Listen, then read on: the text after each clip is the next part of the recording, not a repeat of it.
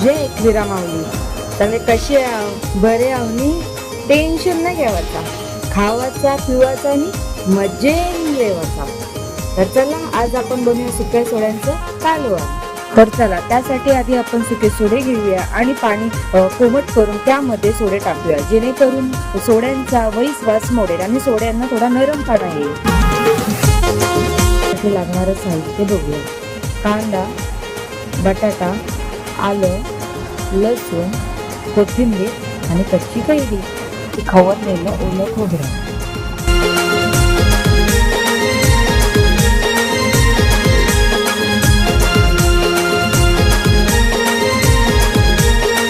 त्यानंतर पातेलं घेऊन त्यामध्ये तेल टाकून बारीक चिरलेला कांदा टाकूया आणि थोडा वेळ लालसर होईपर्यंत परतून घेऊया.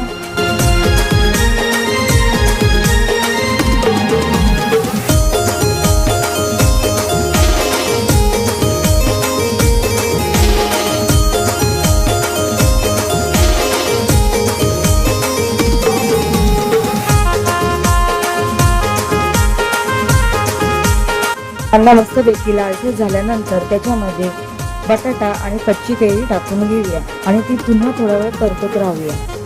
कैरी आधी का टाकली, जेणेकरून त्या कैरीचा आंबटपणा आहे ना तो कालवणामध्ये उतरून कालवणाची आणखी चव वाढते. कैरीच्या ऐवजी कोकम किंवा चिंचही वापरू शकता.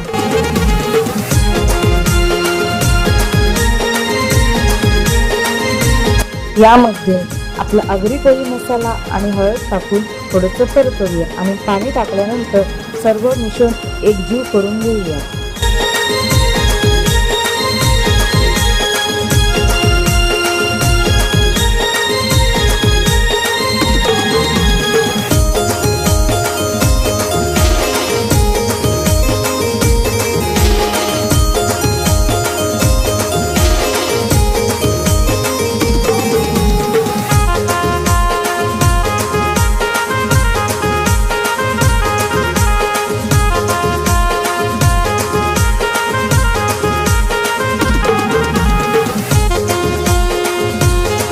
मिश्रण एकजीव करून झाल्यानंतर त्यामध्ये स्वच्छ धुतलेले सुके सोडे टाकूया आणि पुन्हा परतवून घेऊया. तुम्ही बघू शकता मसाल्याला कलर किती मस्त आलेला आहे ना.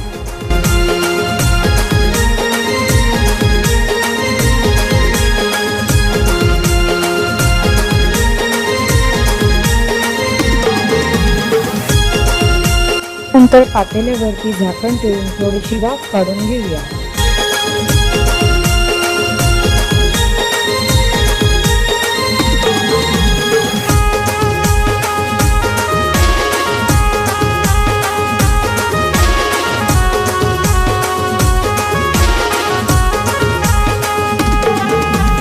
झाकण काढल्यानंतर तयार केलेलं हिरवं वाटण आपण त्यामध्ये टाकूया आणि पुन्हा परतवून घेऊया.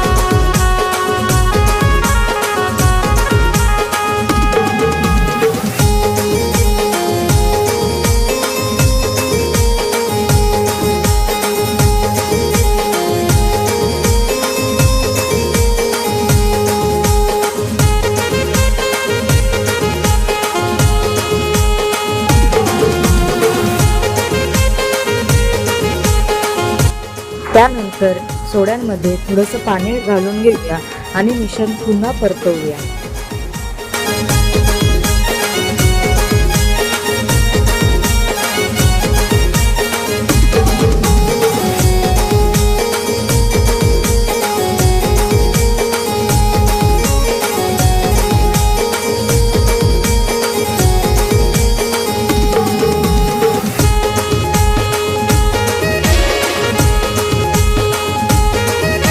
यामध्ये चवीनुसार मीठ टाकूया आणि पातेल्यावरती झाकण ठेवून 25 ते 30 मिनिटं मंद आचेवरती कालवणाला उकळी येऊन देऊया.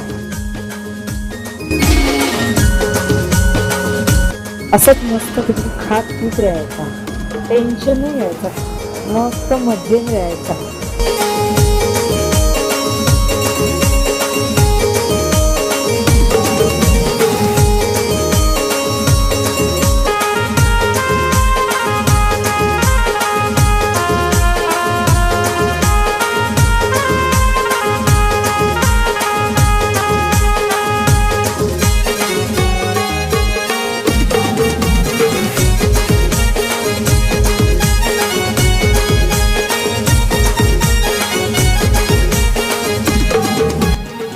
झाकण काढून एका बशीमध्ये आपण बटाटा काढून बघूया बटाटा शिजला आहे की नाही. तर तुम्ही पाहू शकता बटाटा मस्त शिजलेला आहे. याचा अर्थ आपलं कालवण आता तयार झालेलं आहे.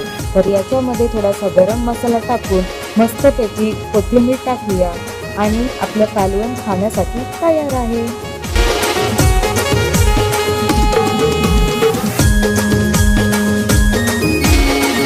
आता मस्तपैकी वरून कोथिंबीर टाकूया आणि गॅस बंद करून एका डिशमध्ये कालवण सर्व करूया.